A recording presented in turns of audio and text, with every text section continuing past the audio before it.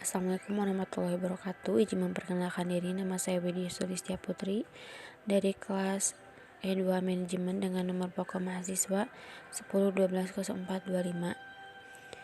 Tujuan saya membuat video ini untuk memenuhi ulangan tengah semester pendidikan agama Islam. Pemaparan materi yang akan saya sampaikan yaitu tentang dahsyatnya sakaratul maut. Yang pertama ada pengertian. Sakaratul maut adalah ungkapan tentang rasa sakit yang menyerang inti jiwa dan menjalar ke seluruh bagian jiwa, sehingga tidak ada lagi satupun bagian jiwa yang terbebas dari rasa sakit itu. Yang selanjutnya, para nabi mengalami sakaratul maut. Apa yang terjadi pada para nabi alaihimussalam berupa pedih dan rasa sakit menghadapi kematian serta sakaratul maut memiliki dua faedah sebagai berikut. Yang pertama, agar makhluk mengetahui kadar sakitnya maut meskipun hal itu tidak tampak. Yang kedua, agar Allah Subhanahu wa taala menyempurnakan keutamaan dan meninggikan derajat para nabi di sisinya. Sebagaimana sabda Rasulullah SAW, sakitnya sakaratul maut itu seperti 300 kali sakitnya tusukan pedang. Kematian dalam Al-Quran. Yang pertama, kematian bersifat memaksa dan siap menghampiri manusia walaupun kita berusaha menghindarkan resiko-resiko kematian. Allah Subhanahu wa taala berfirman, katakanlah, sekiranya kamu berada di rumahmu, niscaya orang-orang yang telah ditakdirkan akan mati terbunuh itu keluar juga ke tempat mereka terbunuh. Dan Allah berbuat demikian untuk menguji apa yang ada dalam dadamu dan untuk membersihkan apa yang ada dalam hatimu. Allah Maha mengetahui isi hati. Quran Surat Al-Imran ayat 154. Yang kedua, kematian akan mengejar siapapun meskipun ia berlindung di balik benteng yang kokoh atau berlindung di balik teknologi kedokteran yang canggih serta ratusan dokter terbaik yang ada di muka bumi ini. Allah Subhanahu wa taala berfirman, di mana saja kamu berada, kematian akan mendapatkan kamu. Kendati pun kamu di dalam benteng yang tinggi lagi kokoh, dan jika mereka memperoleh kebaikan, mereka mengatakan ini adalah dari sisi Allah. Dan kalau mereka ditimpa sesuatu bencana, mereka mengatakan ini datangnya dari sisi kamu, Muhammad. Katakanlah, semuanya datang dari sisi Allah. Maka mengapa orang-orang itu, orang munafik, hampir-hampir tidak memahami pembicaraan sedikit pun. Quran Surat An-Nisa ayat 78. Yang ketiga, kematian akan mengejar siapapun walaupun ia lari menghindar. Allah Subhanahu wa taala berfirman, katakanlah, sesungguhnya kematian yang kamu lari daripadanya, maka sesungguhnya kematian itu akan menemui kamu. Kemudian kamu akan dikembalikan kepada Allah yang mengetahui yang gaib dan yang nyata. Lalu Dia berikan kepadamu apa yang telah kamu kerjakan. Quran Surat Al-Jumu'ah ayat 8. Yang keempat, kematian datang secara tiba-tiba. Allah Subhanahu wa taala berfirman, sesungguhnya Allah hanya pada sisinya sajalah pengetahuan tentang hari kiamat, dan Dialah yang menurunkan hujan dan mengetahui apa yang ada dalam rahim. Dan tiada seorang pun yang dapat mengetahui dengan pasti apa yang akan diusahakannya besok, dan tiada seorang pun yang dapat mengetahui di bumi mana dia akan mati. Sesungguhnya Allah Maha mengetahui lagi Maha mengenal. Quran Surah Al-Luqman ayat 34. Yang kelima, kematian telah ditentukan waktunya, tidak dapat ditunda atau dipercepat. Allah Subhanahu wa taala berfirman, dan Allah sekali-kali tidak akan menangguhkan kematian seseorang apabila datang waktu kematiannya. Dan Allah Maha mengetahui apa yang kamu kerjakan. Quran Surat Al-Munafikun ayat 11. Yang selanjutnya ada dahsyatnya sakaratul maut. Rasulullah Shallallahu alaihi wasallam bersabda, kematian yang paling ringan ibarat sebatang pohon penuh duri yang menancap di selembar kain sutra. Apakah barang pohon duri itu dapat diambil tanpa membawa serta bagian kain sutra yang tersobek? Haji Hurairah Bukhari. Dalam sebuah asor pendapat para sahabat Rasulullah SAW, Ka'ab al-Ahbar berpendapat sakaratul maut ibarat sebatang pohon berduri yang dimasukkan ke dalam perut seseorang. Lalu seorang lelaki menariknya dengan sekuat-kuatnya sehingga ranting itu pun membawa semua bagian tubuh yang menyangkut padanya dan meninggalkan yang tersisa. Imam Ghazali berpendapat rasa sakit yang dirasakan selama sakaratul maut menghujam jiwa dan menyebar ke seluruh anggota tubuh sehingga bagian orang yang sedang sakaratul maut merasakan dirinya ditarik-tarik dan dicerabut dari setiap urat nadi, urat syaraf, persendian dari setiap akar rambut dan kulit kepala hingga kaki. Imam Ghazali juga mengutip suatu riwayat ketika sekelompok Bani Israel yang sedang melewati sebuah pekuburan berdoa pada Allah Subhanahu wa taala agar ia menghidupkan satu mayat dari perkuburan itu sehingga mereka bisa mengetahui gambaran sakaratul maut. Dengan izin Allah, melalui suatu cara, tiba-tiba mereka dihadapkan pada seorang pria yang muncul dari salah satu kuburan. "Wahai manusia," kata pria tersebut, "apa yang kalian kehendaki dariku? 50 tahun yang lalu aku mengalami kematian. Namun hingga kini rasa perih bekas sakaratul maut itu belum juga hilang dariku." Proses sakaratul maut bisa memakan waktu yang berbeda dengan setiap orang dan tidak dapat dihitung dalam ukuran detik seperti hitungan waktu dunia ketika kita menyaksikan detik-detik terakhir kematian seseorang.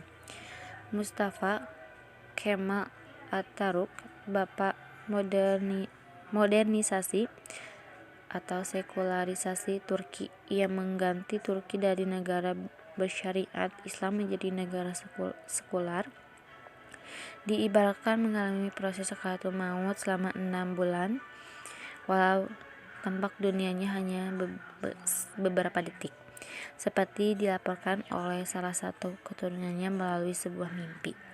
Rasa sakit sakaratul maut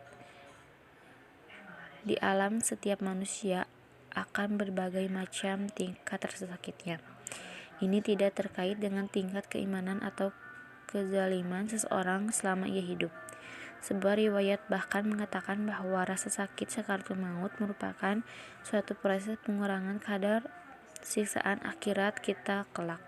Demikianlah rencana Allah. Dan Mustafa Al-Kin dalam kitabnya Al-Fiqhul Mahzadi menyebutkan ada 4 hal yang semestinya dilakukan seseorang terhadap anggota keluarga yang sedang mengalami najah atau sakaratul maut. Keempat hal itu adalah: yang pertama, miringkan orang tersebut di sisi badan sebelah kanan untuk menghadapkan wajahnya ke arah kiblat.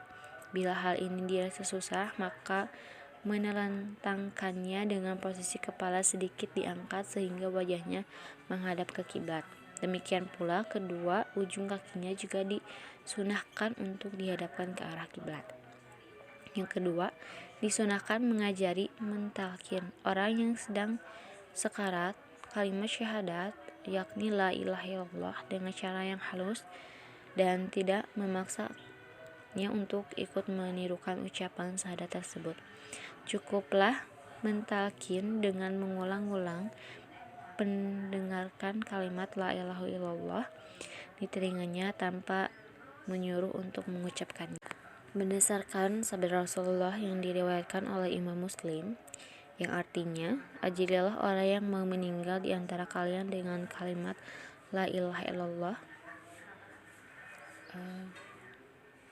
Yang ketiga, disunahkan membaca surat Yasin kepada orang yang sedang sekarat. Berdasarkan sabda Rasulullah yang diriwayatkan oleh Ibnu Hibban, yang artinya, bacalah surat Yasin kepada orang yang sedang sekarat di antara kalian.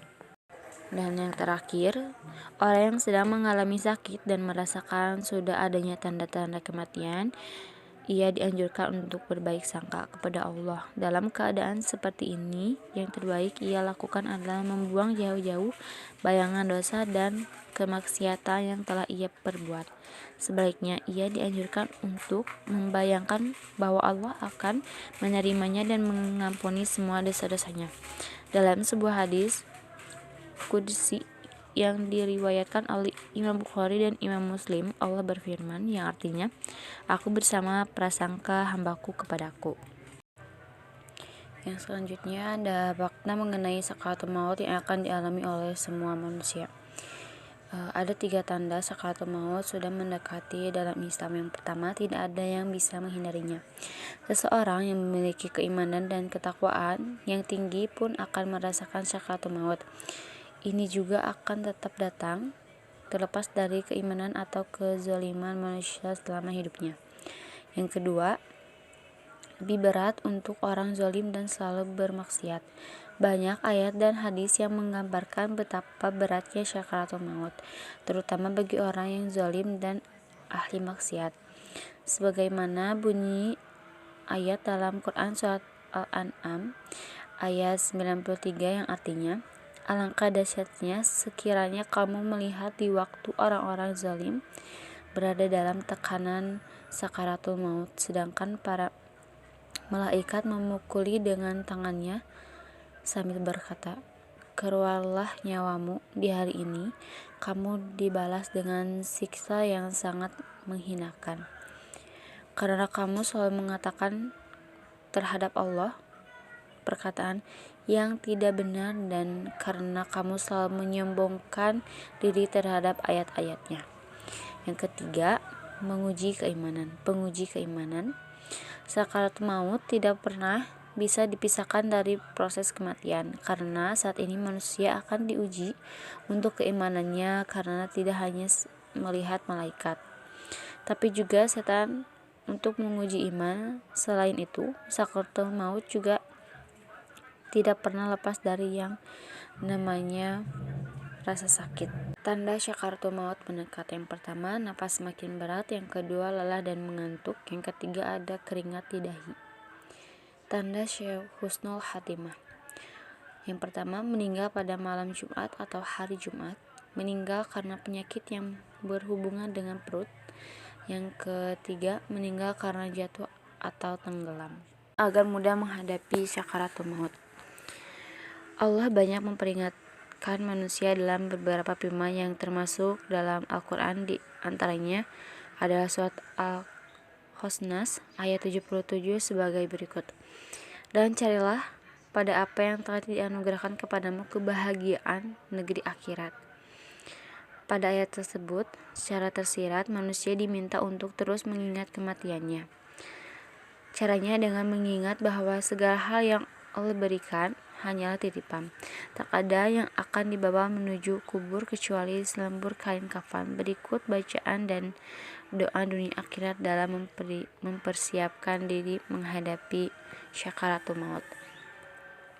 Yang artinya, ya Allah, sesungguhnya kami memohon kepadamu keselamatan ketika beragama, kesehatan badan, limpahan ilmu, keberkahan rezeki, taubat sebelum datangnya maut, rahmat pada saat datangnya maut, dan ampunan setelah datangnya maut. Ya Allah, mudahkanlah kami dalam menghadapi sakaratul maut. Berikanlah kami keselamatan dari api neraka dan ampunan pada saat hisab. Yang selanjutnya, mengosongkan hati dan pikiran kecuali untuk kematian. Umar bin Abdul Aziz mengumpulkan beberapa sahabat dan ahli fikih untuk membicarakan beragam hal. Di dalamnya terdapat sosok Ibrahim At-Taimi yang pernah berkata tentang kematian sebagai berikut. 2 hal yang memutuskan kenikmatan dunia dari diriku adalah mengingat kematian dan berdiri di hadapan Allah Azza wa Jalla. Kalimat beliau disambung oleh Ka'ab, barang siapa mengenal kematian, niscaya semua musibah dan masalah hanya akan terlihat sepele bagimu. Seperti yang telah diketahui bersama, proses menuju kematian adalah didahului dengan tahap sakaratul maut.